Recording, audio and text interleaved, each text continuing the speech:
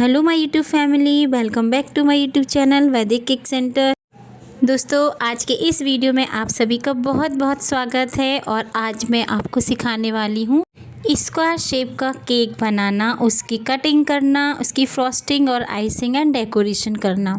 क्योंकि मेरे पास ऐसे कई कमेंट्स आते हैं मेरी प्यारी बहनों के कि मैम राउंड शेप का केक की फ्रॉस्टिंग, आइसिंग, डेकोरेशन तो हम कर लेते हैं, लेकिन जब स्क्वायर शेप या रेक्टेंगल शेप के केक की बारी आती है तो उसमें उतनी अच्छी फिनिशिंग नहीं आ पाती है, उसके एजेस उतने अच्छे क्लीन नहीं हो पाते हैं। तो प्लीज़ हमारे लिए एक वीडियो बना दीजिए। इसलिए दोस्तों, आप सभी की फरमाइश पर ये वीडियो मैं लेकर आई हूँ। ये बहुत ही यूज़फुल वीडियो है आप सभी के लिए।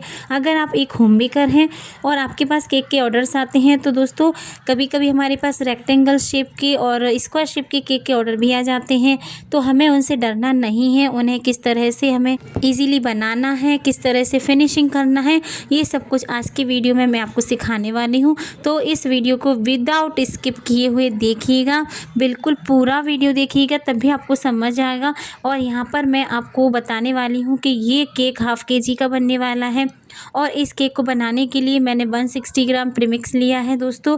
और मैंने जो टिन लिया है उसका साइज़ था 5 इंच। मैंने ये 5 इंच के स्क्वायर शेप की केक टिन में बनाया है।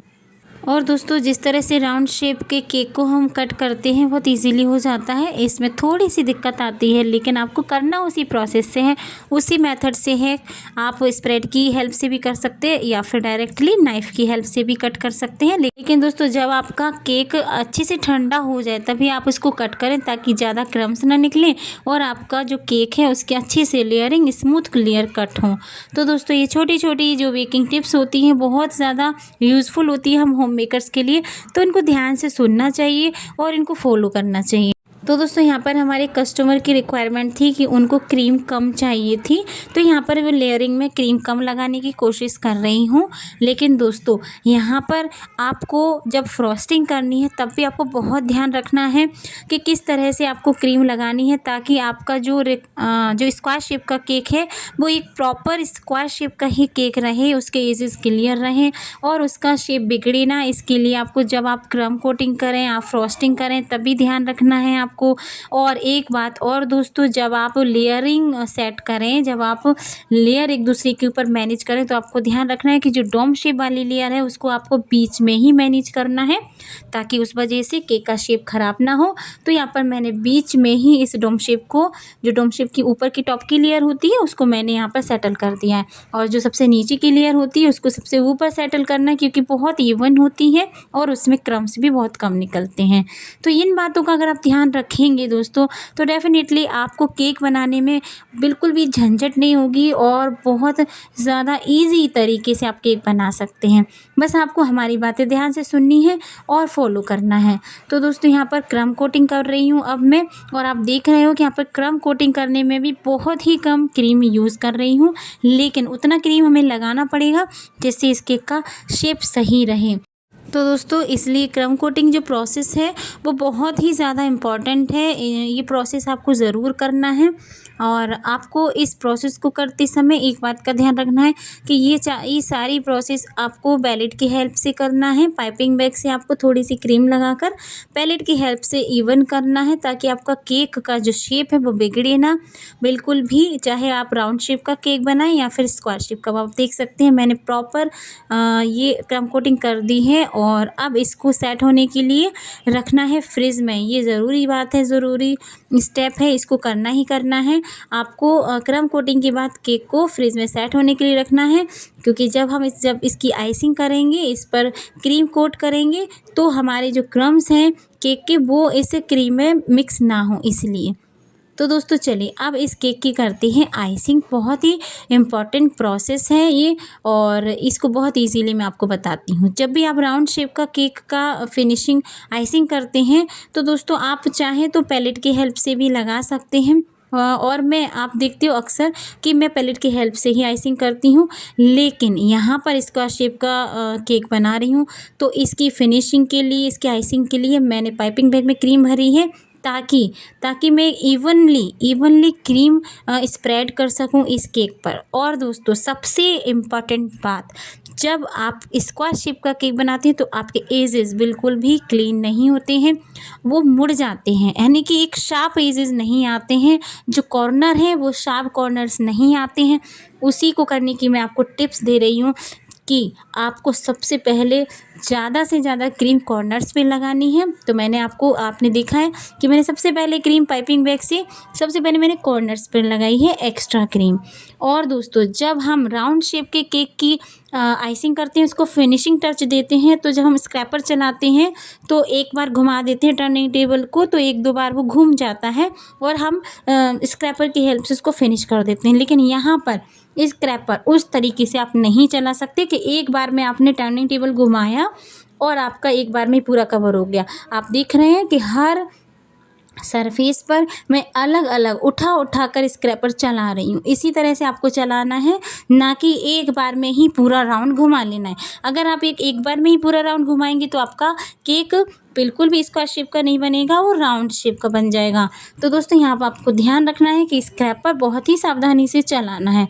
तो यहाँ पर मैंने स्क्रैपर से चारों कॉर्नर्स बिल्कुल क्लीन कर दिए। आपको दिख रहे हैं कि मेरे कॉर्नर एकदम शार्प आए हैं, एजेस भी शार्प आ गए हैं। इसी तरह से आपको करना है। और फिर भी कोई डाउट है तो आप मुझे कमेंट सेक्शन में पूछ सकते हैं। दोस्तों, इसी तरह फिर मैंने कोम में भी चला दिया है। देखिए कोम चलाने से कितना सुंदर लग रहा है केक, बहुत ही प्यारा फिनिशिंग आया है। और बस मैं इसमें थोड़ा सा एक इफ़ेक्ट देने वाली हूँ वाइट कलर की क्रीम से। तो बस मैंने वाइट कलर की क्रीम ली है, इसको इस तरह से स्मज कर लिया है, यानी कि अच्छे से मिक्स और सॉफ्ट कर लिया है। और अब मैं ये सरफेस पर इस तरह से इसका एक इफ़ेक्ट दे रही हूँ। ठीक है, इस तरह का आप दे सकते हैं, ब्रश की हेल्प से भी कर सकते हैं, जैसा आपको ठीक लगे। प्लेन छोड़ना तो आप प्लेन भी छोड़ सकते हैं। तो दोस्तों, इस तरह का इफेक्ट देने के बाद अब आती है इस केक को डेकोरेशन की बारी, इस केक को डेकोरेट करने की बारी। तो सबसे पहले इस केक को डेकोरेट करने के लिए हमें क्रीम चाहिए थोड़ी सी डार्क कलर की। अभी मैंने लिया है लाइट ब्लू कलर, बिल्कुल लाइट शेड है ये स्काई ब्लू कलर का। इसी से मैंने इस केक को आइसिंग की है, यानी कि क्रीम कोट की है। आप चाहें तो वाइट कलर से भी कर सकते हैं, लेकिन ये स्काई ब्लू पर ये कॉम्बिनेशन बहुत अच्छा लगता है। तो मैंने सबसे पहले स्काई ब्लू कलर क्रीम से आइसिंग कर दी है। और अब मैंने स्काई ब्लू कलर और मैंने ग्रीन कलर को मिलाकर ये कलर शेड बनाया है। ये जो शेड दिख रहा है आपको, ये मैंने sky blue colour and green colour को मिलाकर बनाया है, जिससे ये प्यारा सा शेड बना है, जिसको मैंने N1 नोज़ल में भरा है इस क्रीम को। और मैंने यहाँ पर हर लाइन में 3-3 रोजेट बनाकर टोटल 12 रोजेट बना दिए हैं। बीच में मैंने स्काई ब्लू कलर को थोड़ा सा डार्क कर दिया था और उससे मैंने एक मोदक नोज़ल में भरा है, और इस तरह से मैंने छोटे छोटे मोदक बना दिए हैं।